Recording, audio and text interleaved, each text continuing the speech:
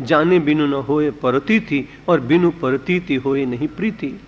और जब जानते हैं तो थोड़ा थोड़ा विश्वास जागता है कि इतने लोग कह रहे हैं, सब गलत थोड़ी होंगे। जिन लोगों ने कुछ तो अनुभूति की होगी, इतने रोगियों को चिकित्सा करने से लाभ मिला है, तो निश्चित रूप से इस चिकित्सक के प्रति विश्वास रखने से मुझे भी लाभ मिलेगा। और ऐसा मानकर एक रोगी उस चिकित्सक की औषधि लेता है और ठीक हो जाता है।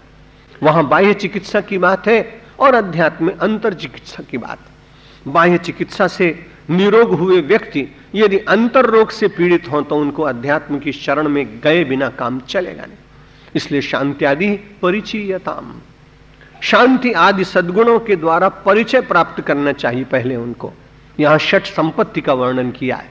आदि शब्द का अर्थ है शम, दम, क्षमा, उपरति, श्रद्धा, समाधान।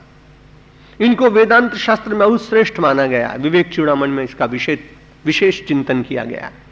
शांत्यादि परिचयताम, इस षट संपत्ति से पहले परिचय हो कि है क्या है, तो उसमें सबसे पहले शब्द आता है शम और फिर आता है दम।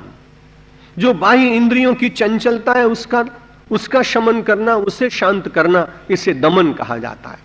और मन में नाना प्रकार के कुविचार जो मेरे और आपके उठते हैं, उन्हें विवेक पूर्वक समझाकर अथवा उपासना के द्वारा अथवा अनुष्ठान के द्वारा जिन चंचल वृत्तियों को शांत करने का प्रयत्न किया जाता है उनको शम कहते हैं।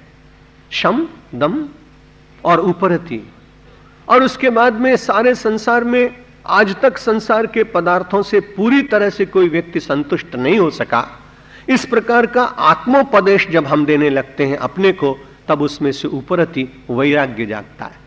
वैराग्य का अर्थ मैं कई बार निवेदन कर चुका हूं कि हिमालय में भाग कर जाना नहीं, घर द्वार छोड़ना वैराग्य नहीं। क्योंकि अगर आप घर द्वार छोड़ के चले भी गए और घर के प्रति ममता बनी ही रही तो घर भले ही छूट गया, लेकिन फिर वो ममता की रस्सी तो बहुत बड़ी होगी। एक व्यक्ति चला गया था उत्तरकाशी, और जब वहां रहने लगा तो कुछ दिनों के बाद जब दीपावली में लोगों ने अपने अपने मकान सब स्वच्छ करने प्रारंभ किए, तो बड़ा संपन्न व्यक्ति था, वैराग्य के झोंके में चला गया था। तो उस दिन जब वो ध्यान में बैठा तो ध्यान में उसे बार बार अपना वो भवन याद आ रहा कि मैं होता तो व्हाइट वॉश कराता, पर्दे बदलवाता, कर्टेन चेंज करता। इतने में उनके साथ बैठा हुआ जो साधक था वो बड़ी जोर से हंसने लगा। एक ही कुटीर में दोनों रहते थे। उन्होंने कहा कि भाई हंस क्यों रहे हो? उसने कहा कि हंस रहा हूं, कोई कारण है, बताइए तो सही। बोले मुझे तुम्हारे विचारों को पढ़ने की थोड़ी सी शक्ति मिल गई साधना करते करते। आज बड़ी कठिनाई ये हो गई कि तुम बैठे तो यहां हो, लेकिन तुमने हरिद्वार से लेकर के उत्तरकाशी के रास्ते को ही जाम कर दिया।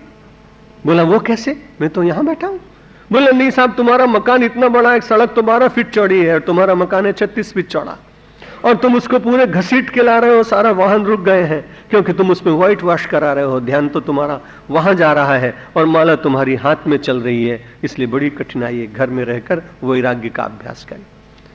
यहां के रहते हुए वस्तुओं से धीरे धीरे आपका राग कम हो जाएगा तो वो आपको बांध नहीं सकेगी। गोस्वामी तुलसीदास जी बाह्य वैराग का बहुत आलोचना करते हैं अपनी दोहावली में कि अंतरुते यति वासना और बाहर प्रगटत त्याग, तुलसी ऐसे त्याग पे परे भर की आग।